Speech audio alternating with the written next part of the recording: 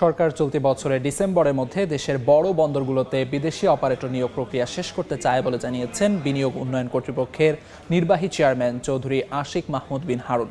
বিকেলে চট্টগ্রাম বন্দরে agent desk উদ্বোধন শেষে কথা বলেন তিনি।